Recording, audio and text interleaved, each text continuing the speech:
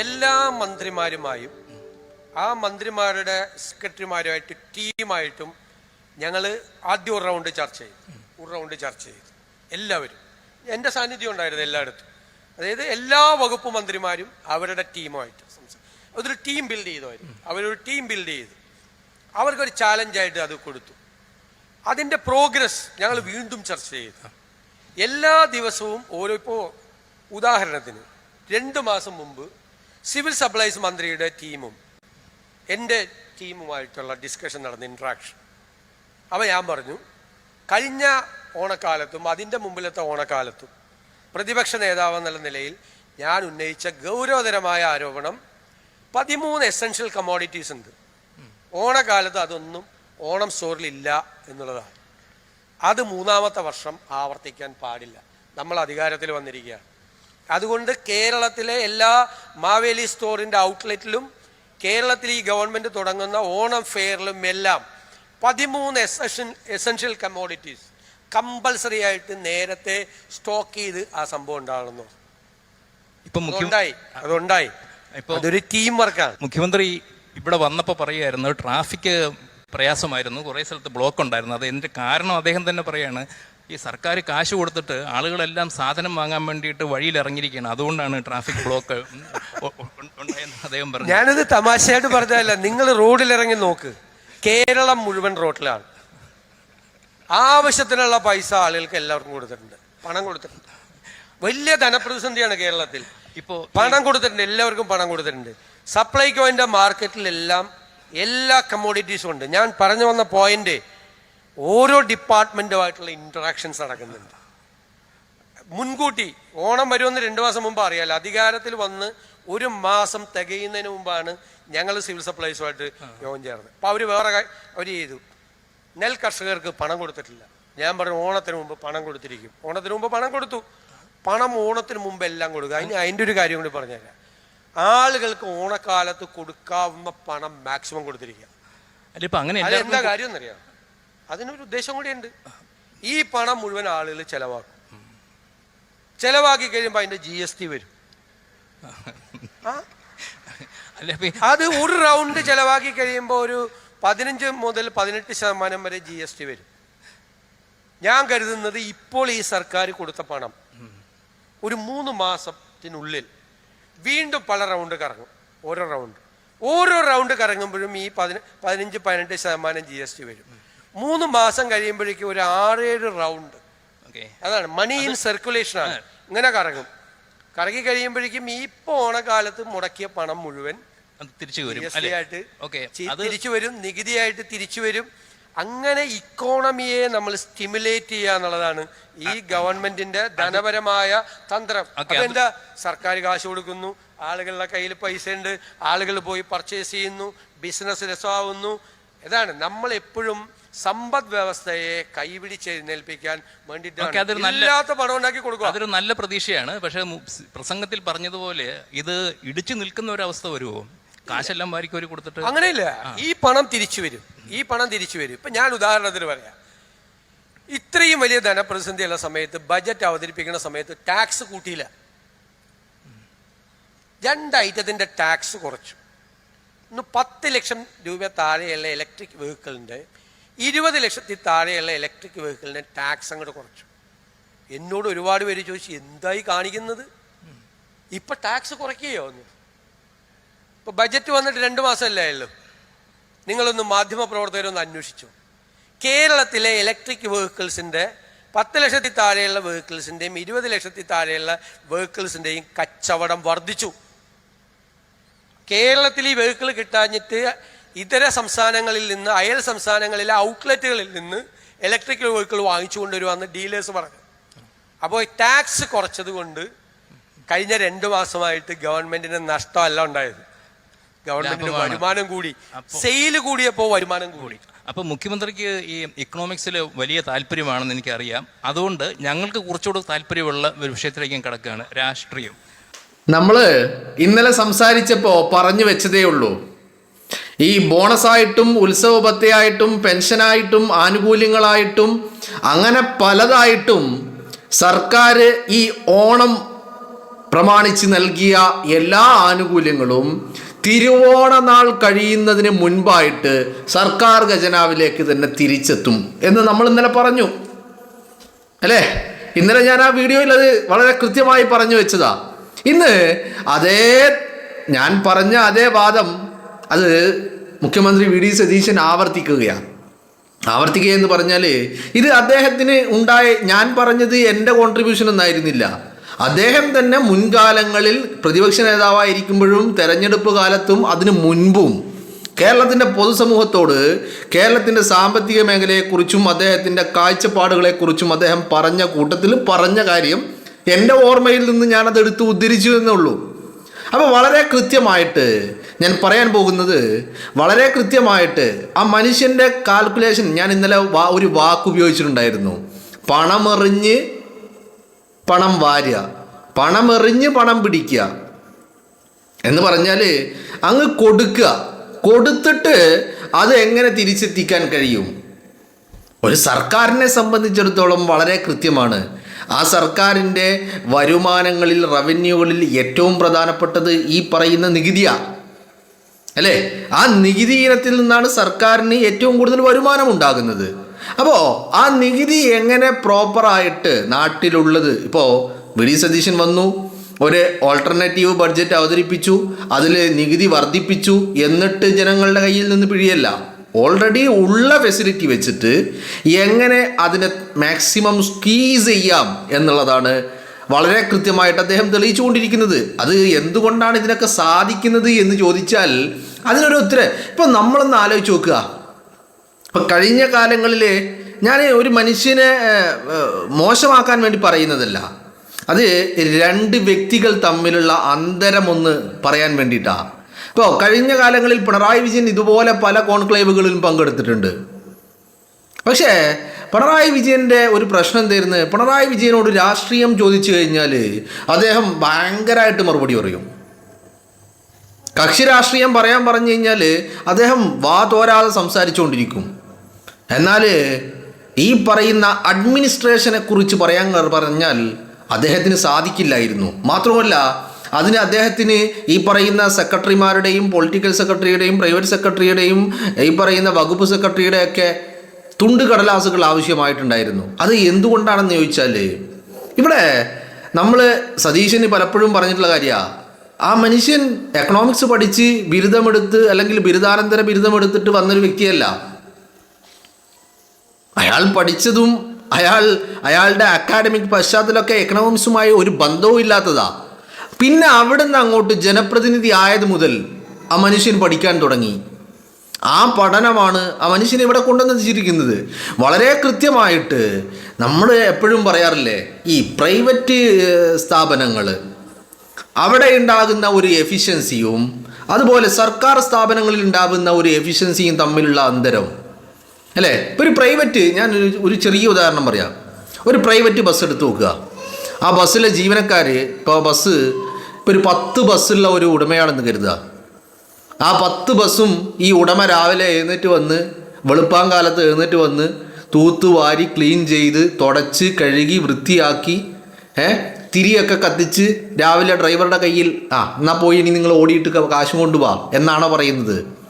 അല്ല, ആ ബസ്സിലെ ജീവനക്കാർ വൈകുന്നേരങ്ങൾ ഒന്നുമില്ലെങ്കിൽ ട്രിപ്പ് കഴിഞ്ഞ് വരുമ്പോൾ വന്ന ഉടൻ ഇതെല്ലാം ക്ലീൻ ചെയ്ത് തുടച്ച് കഴുകി വൃത്തിയാക്കി അവിടെ നിർത്തിയിട്ട് രാവിലെ എടുത്തുകൊണ്ട് പോകും. ഇനി അതില്ലെങ്കിൽ ചില ആളുകൾ രാവിലെ വെളുപ്പാങ്കാലത്ത്, അതെങ്ങനെയാ വെച്ചാൽ ഈ പറയുന്ന ട്രിപ്പിൻ്റെ സമയം കുറച്ചങ്ങോട്ട് തള്ളിയിട്ടാണെങ്കിൽ രാവിലെ വെളുപ്പാങ്കാലത്ത് എഴുന്നേറ്റ് ഇതൊക്കെ ചെയ്ത് കുളിച്ച് മാറ്റി തിരിയൊക്കെ കത്തിച്ച് വണ്ടി എടുത്തുകൊണ്ട് പോകും. എന്നാൽ നമ്മുടെ ട്രാൻസ്പോർട്ട് ബസ്സുകളിലോ എന്താ അവസ്ഥ? ഏത് ഡ്രൈവർമാരും ഉണ്ടാവും കേട്ടോ, ഞാൻ എല്ലാവരെയും അടച്ചാക്ഷേപിക്കുകയല്ല. മെജോറിറ്റിയും അവർ രാവിലെ വീട്ടിൽ നിന്ന് വരുന്നു, അവർ ബസ്സിൽ ഡ്രൈവിംഗ് സീറ്റിൽ കയറിയിരിക്കുന്നു. കണ്ടക്ടർ ആണെങ്കിൽ അകത്ത് പോയി ക്യാഷ് ബാഗും ടിക്കറ്റ് മെഷീനും എടുത്തിട്ട് വരുന്നു, ബെല്ലടിക്കുന്നു, പോകുന്നു. അവർ പോകുന്ന ബസ്സിനെ കുറിച്ചോ അവർ ഉപയോഗിക്കുന്ന വാഹനത്തെക്കുറിച്ചൊന്നും ഒരു ചിന്തയില്ല. അത് ഈ പറയുന്ന പൊതുമേഖലയും പ്രൈവറ്റ് മേഖലയും. അപ്പോൾ ഈ പ്രൈവറ്റ് മേഖലയിൽ എഫിഷ്യൻസി എന്ന് പറയുന്നത് വളരെ കൃത്യമായി സാമ്പത്തിക ആസൂത്രണം മാത്രമല്ല, ഇവിടെയും അതുണ്ട്. പക്ഷെ ഇവിടെ എന്താ, അക്കൗണ്ടബിലിറ്റി ഇല്ല. ഈ പറയുന്ന ഒരു എന്താ പറയേണ്ടത്, ഇപ്പോൾ പണം ഇറക്കിയിട്ടാണ്. ഇപ്പോൾ ഞാനൊരു ഉദാഹരണം പറയാം. ഇപ്പോൾ എറണാകുളത്ത് ഇപ്പം അത് കഴിഞ്ഞ് തിരുവനന്തപുരത്ത്, കേരളത്തിലെ ആദ്യം എറണാകുളത്ത് ലുലുവിൻ്റെ മാള് വരുന്നത് ആദ്യം എറണാകുളത്ത്, അത് കഴിഞ്ഞിട്ട് തിരുവനന്തപുരത്ത് ഈ പറയുന്ന മാള് വരുന്നു. ഇപ്പം തിരുവനന്തപുരം മാൾ ഉദ്ഘാടനം ചെയ്ത് കഴിഞ്ഞിട്ട് യൂസുഫ് അലി പറഞ്ഞൊരു വാക്കുണ്ട്. ലോകം കണ്ട ബിസിനസ്മാനാണല്ലോ. ആ മനുഷ്യൻ പറഞ്ഞൊരു വാക്കുണ്ട്. എന്താണ്? ആ മനുഷ്യന് ആ തിരുവനന്തപുരം ലുലു മാള് അത് ഉണ്ടാക്കി, അത് പ്രാവർത്തികമാക്കി, അത് പ്രവർത്തനമാക്കി, അത് തുറന്നു കൊടുത്തിട്ട് ആ മനുഷ്യൻ പറയാണ്, ഇതിൽ നിന്ന് ഇനി പ്രോഫിറ്റ് വരണമെങ്കിൽ അദ്ദേഹത്തിൻ്റെ കാൽക്കുലേഷൻ പ്രകാരം 3 വർഷം എടുക്കും പ്രോഫിറ്റ് ഉണ്ടാകണമെങ്കിൽ. എന്ന് പറഞ്ഞാൽ 3 വർഷത്തോളം പ്രോഫിറ്റ് ഇല്ലാതെയാണ് ഓടുക. 3 വർഷം എടുക്കും പ്രോഫിറ്റ് ഉണ്ടാകാൻ വേണ്ടിയിട്ട്. മേ ബി ഇനി കാൽക്കുലേഷനിൽ എന്തെങ്കിലും ഡിലേ വന്നു കഴിഞ്ഞാൽ 3 കൂടുതൽ എടുക്കാം. പക്ഷേ നിങ്ങളൊന്ന് ആലോചിച്ച് നോക്ക്. ഇപ്പം ലുലുവിൻ്റെ ഹൈപ്പർ മാർക്കറ്റിൽ നിങ്ങൾ കയറി, അവിടെ നിങ്ങൾക്ക് കണ്ടെത്താൻ കഴിയാത്ത എന്തെങ്കിലും ഒരു പ്രൊഡക്റ്റ് ഉണ്ടാകുമോ? എ മുതൽ Z വരെയുള്ള എല്ലാ പ്രൊഡക്റ്റുകളും അവിടെ ഉണ്ടാവും അല്ലേ? അപ്പോൾ അതെന്തുകൊണ്ട്? എന്നാൽ പിന്നെ ആ മനുഷ്യന് ഇത് 3 കൊല്ലമാവും, എന്നാൽ പിന്നെ ഞാനൊരു 2 കൊല്ലം കൊണ്ട് പ്രോഫിറ്റ് ആക്കാം. അതുകൊണ്ട് ആവശ്യമുള്ള സാധനങ്ങൾ മാത്രം, ജനങ്ങൾ ചോദിച്ച് വരുന്നത് മാത്രം, അത്രയും ഡിമാൻഡ് കുറവുള്ളതൊന്നും വെക്കണ്ട. അങ്ങനെ അയാൾ ചിന്തിച്ചോ? ഇല്ല. അയാൾ എല്ലാ സാധനവും വെച്ച് ഇല്ലാത്ത സാധനത്തിന് ഡിമാൻഡ് ഉണ്ടാക്കി. എങ്ങനെയാ? പണമിറക്കി. പ്രോഫിറ്റ് ആകണമെങ്കിൽ 3 വർഷം എടുക്കും, എന്നാലും കുഴപ്പമില്ല. വാരിക്കോരി എറിഞ്ഞു, എന്നിട്ട് അയാൾ പ്രോഫിറ്റ് ഉണ്ടാക്കി. ഇത് എന്തുകൊണ്ട് സാധ്യമാകുന്നു എന്ന് ചോദിച്ചാൽ അതാണ് ഞാൻ പറഞ്ഞു വരുന്നത്. സതീശനും ഈ പിണറായി വിജയനും തമ്മിലുള്ള അന്തരത്തെക്കുറിച്ചാണ് പറയുന്നത്. ഇപ്പം നിങ്ങൾ ഇന്ന് കണ്ടുനോക്ക്, ഇന്നിപ്പോൾ 300 കോടിയിൽ എത്തിയിരിക്കുക. സപ്ലൈകോയുടെ ഓണം ബിസിനസ് അത് 300 കോടി കടന്നിരിക്കുകയാണ്. എങ്ങനെയാണ് സാധ്യമായത്? കഴിഞ്ഞ വർഷങ്ങളില്ലാത്ത കച്ചവടം ഈ ഓണ സീസൺ പകുതി പിന്നിടുമ്പോഴേക്കും അങ്ങനെ ഒരു മാർജിനിലേക്ക് ബിസിനസ് വളർന്നിട്ടുണ്ടെങ്കിൽ എന്തുകൊണ്ട് സാധ്യമായി? നിങ്ങളൊന്ന് ആലോചിച്ച് നോക്ക്. കേരളം ഇന്ന് വരെ കണ്ടിട്ടില്ല സപ്ലൈകോയുടെ ഔട്ട്ലെറ്റുകൾ ഇങ്ങനെ ഒരു ഹൈപ്പർ മാർക്കറ്റ് പോലെ നിറഞ്ഞു കവിഞ്ഞിരിക്കുന്നത്. അപ്പോൾ ഇതുപോലെ സാധനം ഇറക്കണം, പണം ഇറക്കണം മാർക്കറ്റിലേക്ക്. അതാണ് അപ്പോൾ ഈ പറയുന്നത് എന്താണെന്ന് വെച്ചാൽ, ഈ ഒരു അഡ്മിനിസ്ട്രേഷൻ നടത്തണമെങ്കിൽ കൃത്യമായിട്ട് ഈ പൊളിറ്റിക്കൽ സെക്രട്ടറിയും പ്രൈവറ്റ് സെക്രട്ടറിയൊക്കെ കാര്യങ്ങൾ നീക്കും. എങ്ങനെ നീക്കുക? അവർക്ക് നൽകുന്ന നിർദ്ദേശങ്ങൾക്കനുസരിച്ച്. നിർദ്ദേശങ്ങൾ നൽകണമെങ്കിൽ എന്ത് വേണം? ഇവിടെ വല്ലതും വേണം. അപ്പോൾ പ്രത്യേകിച്ച് ഈ സാമ്പത്തിക മേഖലയെക്കുറിച്ചുള്ള സമ്പത്താണല്ലോ അടിസ്ഥാനം എന്ന് പറയുന്നത്. ഫിനാൻസ്, ഫണ്ട് വേണം. ഇനി ഫണ്ട് ഇല്ലെങ്കിൽ ഫണ്ട് ഫ്ലോ ഉണ്ടാക്കണം. അതാണ് പറയുന്നത്. ക്യാഷ് ഇൻ സർക്കുലേഷൻ എന്ന് പറയുന്ന സതീശൻ്റെ കൺസെപ്റ്റ്. എവിടെ നിന്ന്? ഈ മണി സർക്കുലേറ്റ് ചെയ്തുകൊണ്ടേയിരിക്കണം. അപ്പോൾ അതിന് വേണ്ടിയിട്ട് ആ മനുഷ്യൻ എന്താ ചെയ്തത്? ഇപ്പോൾ നോക്കൂ നിങ്ങൾ, കേരളത്തിൽ ഇന്ന് വരെ കാണാത്ത രീതിയിലാണ് എന്ത് ചെയ്തത്? ഈ പറയുന്ന ഓണക്കാലത്ത് ബോണസും ഉത്സവ ഭത്തയും മറ്റുള്ളതും എല്ലാ ഡിപ്പാർട്ട്മെൻറ്റിലുള്ള ആളുകൾക്കും നൽകിയത്. എന്തിനധികം പറയുന്നു? ട്രാൻസ്പോർട്ട് വകുപ്പിൽ ഈ ബസ് കഴുകാൻ നിൽക്കുന്ന ആ മേഖല, ആ വകുപ്പിലെ ആളുകൾ, ആ ഡിപ്പാർട്ട്മെൻറ്റിലെ ആളുകൾക്ക് പോലും ബോണസ് നൽകുകയാ, അല്ലെങ്കിൽ ഭത്ത നൽകുകയാ. അപ്പോൾ ഈ കിട്ടുന്ന പൈസ ഇവരെന്താക്കും? ബാങ്ക് കൊണ്ടുപോയി ഫിക്സഡ് ഡെപ്പോസിറ്റ് ഇടുമോ? ഇല്ല. അവർ കിട്ടിയ ഉടനെ തീരുവത്, അവരത് സ്പെൻഡ് ചെയ്യും. അതാണ് കണക്ക് കൂട്ടൽ. കൊടുക്കുന്നു, ഓൺ ദ സ്പോട്ട് സ്പെൻഡ് ആകുന്നു, ഫണ്ട് ഫ്ലോ ഉണ്ടാകുന്നു, മാർക്കറ്റിൽ ക്യാഷ് ഇൻ സർക്കുലേഷൻ ഉണ്ടാകുന്നു, ഉടനടി തിരിച്ചു വരുന്നു, അത് GST ആയിട്ട് തിരിയുന്നു, കറങ്ങുന്നു, തിരിയുന്നു, മറിയുന്നു, വീണ്ടും കറങ്ങുന്നു, തിരിയുന്നു, മറിയുന്നു. അപ്പോൾ 1000 രൂപയുടെ എഫക്റ്റ് 10000 രൂപയുടെ എഫക്റ്റ് ആണെന്ന് പറയുന്നത് പോലെ 1000 രൂപ കൊടുത്തു കഴിഞ്ഞാൽ അത് 10000 രൂപയുടെ എഫക്റ്റ് ആയിട്ട് മാർക്കറ്റിൽ സർക്കുലേറ്റ് ചെയ്യാണ് അല്ലേ? അതുകൊണ്ട് എന്താ ഉണ്ടാവുന്നത്? ഇപ്പോൾ സാധാരണക്കാരൻ സാധനം വാങ്ങുന്നു, ആ സാധനം വാങ്ങുന്നവൻ അവൻ്റെ ഹോൾസെയിൽ ഡിപ്പാർട്ട്മെൻറ്റിൽ നിന്ന്, സ്റ്റോറിൽ നിന്ന് അവൻ സാധനം വാങ്ങുന്നു. ഹോൾസെയിലുകാരൻ ഉൽപ്പാദകരിൽ നിന്ന്, പ്രൊഡക്ഷൻ യൂണിറ്റുകളിൽ നിന്ന് സാധനം ഇറക്കുന്നു.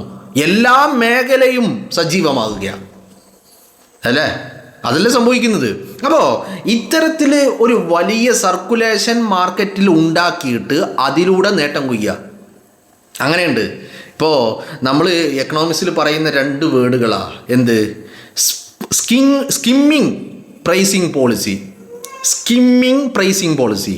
പിന്നെ ഒന്നുള്ളത് പെനട്രേറ്റീവാണ്. 2 പോളിസികളാണ് പ്രൈസിങ്ങിലുള്ളത്. ഒരു സാധനത്തിൻ്റെ വില നിശ്ചയിക്കുന്നതിലുള്ള 2 സ്ട്രാറ്റജികളാണിത്. എന്ത്? ഒന്ന് സ്കിമ്മിങ്ങും മറ്റൊന്ന് പെനട്രേറ്റിങ്ങും. രണ്ടും രണ്ടാണ്. മനസ്സിലായില്ലേ? ഒന്ന് ആദ്യം തന്നെ ഒരു വലിയ എന്താ പറയേണ്ടത്, നമ്മൾ വലിയ വില പിടിപ്പുള്ളതാണ് എന്നുള്ള രീതിയിൽ വലിയ പ്രൈസ് വെച്ചിട്ട് മാർക്കറ്റിലേക്ക് ഇൻട്രൊഡ്യൂസ് ചെയ്യുന്നത് തന്നെ ഒരു ഹൈ പ്രൈസിൽ, എന്നിട്ട് അത് പതുക്കെ കുറച്ച് കൊണ്ടുവരിക. മറ്റേത് നേരെ ഓപ്പോസിറ്റ്, ഇൻട്രൊഡ്യൂസ് ചെയ്യുമ്പോൾ എന്താക്കുക, ഏറ്റവും കുറഞ്ഞ പ്രൈസിൽ പിന്നീട് അങ്ങോട്ട് പടിപടിയായി ഉയർത്തി കൊണ്ടുപോവുക. ഈ 2 പ്രൈസിങ് പോളിസി. അപ്പോൾ പറയുന്നത് എന്താണെന്ന് വെച്ചാൽ, ഇപ്പം ഞാനിതൊക്കെ പറയുമ്പോൾ ഇവന് എന്താ പറയണേ, എന്താ ചെയ്യണേന്നൊക്കെ നിങ്ങൾക്ക് ചിലപ്പോൾ തോന്നുന്നുണ്ടാവും. അപ്പം ഞാൻ പറയുന്നത് വളരെ കൃത്യമായി. അപ്പോൾ ഈ സർക്കുലേഷൻ ഉണ്ടാക്കിയെടുക്കുക എന്നുള്ളതാണ് ഇതിൻ്റെ ലക്ഷ്യം. ഏത്? മാർക്കറ്റിൽ ഫണ്ട് സർക്കുലേഷൻ ഉണ്ടാക്കിയെടുക്കുക. ഈ ഫണ്ട് സർക്കുലേഷൻ ഉണ്ടാക്കിയാൽ ഇപ്പം എന്താ കാര്യം എന്ന് വെച്ചാൽ, ഇപ്പം പ്രൈസ് കുറയുക അല്ലെങ്കിൽ ടാക്സ് കുറയുക, ഈ പറയുന്ന രീതിയിലുള്ള കാര്യങ്ങൾ സംഭവിക്കുമ്പോൾ സെയിൽ വർദ്ധിക്കും. ഇപ്പോൾ നമ്മളിപ്പോൾ ഒരു സാധനം വാങ്ങുക, ഒരു സാധനം 1 കിലോ 50 രൂപ. അപ്പോൾ നമുക്ക് തോന്നുകയാണ് അത് 1 കിലോന് ആ സാധനം 50 രൂപ എന്ന് പറഞ്ഞാൽ കുറച്ച് കൂടുതലാണ്. അപ്പോൾ ചിലപ്പോൾ 1 കിലോ വാങ്ങും, അല്ലെങ്കിൽ അതിൽ ക്വാണ്ടിറ്റി കുറക്കും, അല്ലേ? ഇനി അതേ സാധനം 3 കിലോ 100 രൂപ എന്ന് പറയാം. സംഭവം എന്തായിരിക്കും? എന്താ വ്യത്യാസം ഉണ്ടാവുക? പ്രോഫിറ്റ് മാർജിനിൽ കുറവുണ്ടാകും. എന്ന് പറഞ്ഞാൽ കച്ചവടക്കാരന് കിട്ടുന്ന ലാഭവിഹിതം കുറയും. പക്ഷേ അവിടെ എന്താ സംഭവിക്കുന്നത്? 3 കിലോ 100 രൂപ എന്ന് പറയുമ്പോൾ ഒറ്റടിക്ക് എന്നാൽ പിന്നെ 100 രൂപയ്ക്ക് എടുക്കുക, 3 കിലോ വാങ്ങി. മറ്റേത് 1/2 കിലോ വാങ്ങുന്നതും ഇത് 3 കിലോ വാങ്ങുന്നതും അയാളുടെ ലാഭം വർദ്ധിക്കുക. കാരണം എന്താ? സെയില് കൂടി. അപ്പോൾ അത്തരത്തിൽ ഈ പറയുന്ന സെയില് കൂട്ടാൻ വേണ്ടിയിട്ടുള്ള പണി. അപ്പം ഇതൊക്കെ നടക്കണമെങ്കിൽ എന്ത് വേണം? അപ്പം അതാ പറഞ്ഞു വരുന്നത്. ഇപ്പം സതീശന് ഇപ്പം നമ്മൾ എല്ലാവരും ആലോചിക്കുന്നുണ്ട്. ഇപ്പം കഴിഞ്ഞ ദിവസങ്ങളിൽ ഓരോ ഡിപ്പാർട്ട്മെൻറ്റുകളിൽ സർക്കാരുമായി ബന്ധപ്പെട്ട ഓരോ ഡിപ്പാർട്ട്മെൻറ്റുകളിൽ ഈ ബത്തയും അലവൻസും അല്ലെങ്കിൽ ബോണസും ഒക്കെ പ്രഖ്യാപിച്ചു കൊണ്ടിരിക്കുമ്പോൾ എല്ലാവരും ചിന്തിക്കുക, എല്ലാവർക്കും കൊടുക്കണമല്ലോ, വാരിക്കോരി കൊടുക്കുകയാണല്ലോ. ഇപ്പം ഏറ്റവും ഒടുവിൽ കേരളത്തിൻ്റെ ചരിത്രത്തിലില്ലാത്ത തദ്ദേശ ഭരണ സ്ഥാപനങ്ങളിലെ ജനപ്രതിനിധികളായിട്ടുള്ള ആളുകൾക്ക് പോലും ബത്ത നൽകി. കേരളത്തിൻ്റെ ചരിത്രത്തിലുണ്ടായിട്ടില്ല. അപ്പം അതൊക്കെ കൊടുക്കുന്ന ഇത് തിരുവോണത്തിന് മുമ്പ് ഇവരിത് സ്പെൻഡ് ചെയ്യണം, മാർക്കറ്റിൽ ഇറക്കുമല്ലോ. കാരണം ഇതൊന്നും ആരും ഫിക്സഡ് ഡെപ്പോസിറ്റ് കൊണ്ടിടാൻ പോകുന്നില്ല. കാരണം എന്താ? ഉത്സവമാണ്, എല്ലാവരും അത് സ്പെൻഡ് ചെയ്യും. മനസ്സിലായില്ലേ? ഉത്സവമാണ്, സ്കൂളുകൾക്ക് അവധിയാണ്. അപ്പോൾ ഈ 2 കാര്യമുള്ളത് കൊണ്ടും ജനങ്ങൾ ഇത് സ്പെൻഡ് ചെയ്യും, ഉടനടി സ്പെൻഡ് ചെയ്യും. അതെന്താകും? പല രീതിയിൽ സർക്കാരിലേക്ക് എത്തും. അപ്പോൾ അത് മാർക്കറ്റിൽ കടന്ന് ഈ ഒരു എഫക്റ്റ് ഒരു 2-3 മാസത്തോളം മുഖ്യമന്ത്രി പറഞ്ഞതുപോലെ, മുഖ്യമന്ത്രിയും ധനകാര്യമന്ത്രിയുമാണല്ലോ, അദ്ദേഹം പറഞ്ഞതുപോലെ ഒരു 2-3 മാസം ഇത് കടന്നിങ്ങനെ കറങ്ങും. ആ 2-3 മാസം കൊണ്ട് കൊടുത്തത് മുഴുവൻ നികുതിയായിട്ട് അവിടെ എത്തും. ഇപ്പം എന്താ ഈ സംഭവം? കൊടുക്കലായി, സർക്കുലേഷനായി, ബിസിനസ്സായി. എന്തിന്? ജീവനക്കാർക്ക് സന്തോഷത്തിന് ഒരു കുറവില്ല. ആനുകൂല്യങ്ങൾ ലഭിക്കുന്നു, സർക്കാർ വന്നു, ആനുകൂല്യങ്ങൾ ലഭിക്കുന്നു, എല്ലാവരും ഹാപ്പി, ജനങ്ങൾ ഹാപ്പി, അടിപൊളി, കളറായി ഓണവും. അപ്പോൾ ഈ പറയുന്ന സ്ട്രാറ്റജികൾ ഉണ്ടാവണം.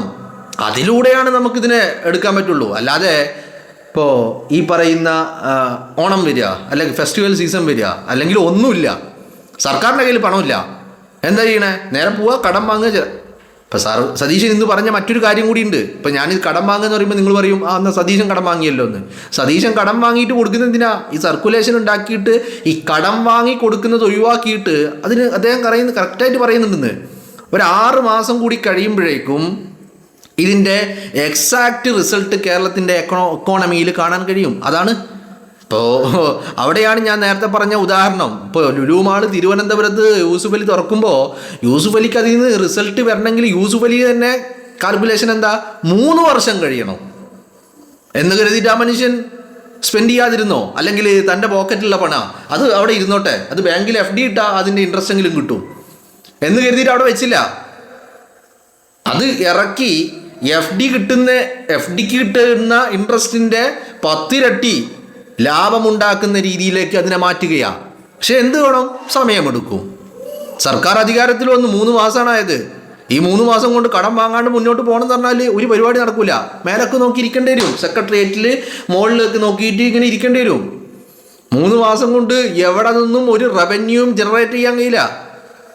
അപ്പോൾ അത് ജനറേറ്റ് ചെയ്യണമെങ്കിൽ എന്ത് വേണം? സമയമെടുക്കും. ആ സമയത്തിന് എന്താണ് ഏറ്റവും ഈസിയസ്റ്റ് വേ എന്ന് പറയുന്നത് ഈ പറയുന്ന ഈ പണങ്ങൾ അത്രയും നികുതിയായിട്ട് വരണമെങ്കിൽ എന്താക്കണം? അങ്ങോട്ട് കൊടുക്കണം, കൊടുത്തിട്ട് തിരിച്ചിങ്ങോട്ട് വാങ്ങണം പല രീതിയിൽ. അപ്പം അതുകൊണ്ട് പല രീതിയിലുള്ള ഉപകാരങ്ങൾ ഉണ്ടാവും. അതോടുകൂടി ബിസിനസ് മാർക്കറ്റിൽ വലിയ ചലനങ്ങൾ ഉണ്ടാക്കും, എക്കോണമിയിൽ വലിയ ചലനങ്ങൾ ഉണ്ടാക്കും. ഇതൊക്കെ വലിയ ബൂസ്റ്റിംഗ് ആയി മാറും. അപ്പോൾ കൃത്യമായിട്ട് പ്ലാനിങ്ങും സ്ട്രാറ്റജിയോടും കൂടി തന്നെയാണ് ഇതൊക്കെ പറഞ്ഞതിനാ. എന്താണ് സംഭവം? സതീശിൻ്റെ മുന്നോട്ടുള്ള പോക്ക് എന്ന് പറയുന്നത് അയാളൊരു കൃത്യമായിട്ട് ഇന്ന് അയാൾ വീണ്ടും പറയുന്നുണ്ട്, ചിലപ്പോൾ ഞാൻ CEO ആകും, കേരളത്തിൻ്റെ മുഖ്യമന്ത്രി ഞാൻ ചിലപ്പോൾ CEO ആകും. അതാണ് വേണ്ടത്, ചീഫ് എക്സിക്യൂട്ടീവ് ഓഫീസർ. അങ്ങനെ ആവേണ്ടി വരും. അങ്ങനെ ആയാലേ കാര്യങ്ങൾ നടക്കുള്ളൂ. അല്ലാതെ നമ്മൾ ഈ കാണുന്ന എന്താ പറയേണ്ടത്, സർക്കാർ പൊതുമേഖലാ സ്ഥാപനങ്ങളിലുള്ള MDമാരെ പോലെ ഒരു അക്കൗണ്ടബിലിറ്റിയും ഇല്ല, ഒരു റെസ്പോൺസിബിലിറ്റിയും ഇല്ലാതെ ഇരുന്നാൽ ഈ കടം വാങ്ങൽ മാത്രമേ നടക്കുള്ളൂ. മനസ്സിലായില്ലേ? ഈ കടം നടക്കുന്നത് എന്തുകൊണ്ടാണ്? അത് കേരളത്തിൻ്റെ ഗവൺമെൻറ് ആയതുകൊണ്ടാണ്. അപ്പോൾ ഒരു വ്യക്തിയാണെങ്കിൽ ഇങ്ങനെ കടം കിട്ടുമോ? അപ്പോൾ സ്വന്തമായിട്ട് ഇൻകം ജനറേറ്റ് ചെയ്യുക എന്നുള്ളതാണ് ഏറ്റവും വലിയ കാര്യം എന്ന് പറയുന്നത്. അപ്പോൾ അതിന് എന്ത് വേണം? ഇവിടെ വേണം. അതില്ലെങ്കിൽ പറഞ്ഞിട്ട് കാര്യമില്ല. അപ്പം ഞാൻ പറഞ്ഞത് മറ്റൊന്നുമില്ല. അപ്പോൾ ഇത്തരം സംസാരങ്ങൾ കഴിഞ്ഞ 10 വർഷം നമ്മൾ കേട്ടിട്ടില്ല. പിണറായി വിജയൻ രാഷ്ട്രീയം പറഞ്ഞിട്ടുണ്ട്, രാഷ്ട്രീയം മാത്രമേ പറഞ്ഞിട്ടുള്ളൂ. അതിനപ്പുറത്തേക്ക് ഒരു അഡ്മിനിസ്ട്രേറ്റീവ് മേഖലയിൽ എന്തെങ്കിലും പറയാൻ അദ്ദേഹത്തിന് സ്വന്തമായിട്ട് സാധിച്ചിരുന്നില്ല. കാരണം അത് അദ്ദേഹത്തിൻ്റെ ഒരു എന്താ പറയേണ്ടത്, ഒരു വീക്ക്നെസ്സാണ്. നമ്മൾ അദ്ദേഹത്തെ അപമാനിക്കുന്നതല്ല ചെയ്യുന്നത്. അപ്പോൾ ആ ഒരു അഡ്മിനിസ്ട്രേഷൻ എബിലിറ്റി ഉണ്ടായിരുന്നില്ല എന്നുള്ളതാണ്. അപ്പോൾ റിസ്ക് എടുക്കണം എന്നാലേ മെച്ചപ്പെടൂ എന്നുള്ള കാര്യത്തിൽ തർക്കമൊന്നുമില്ല.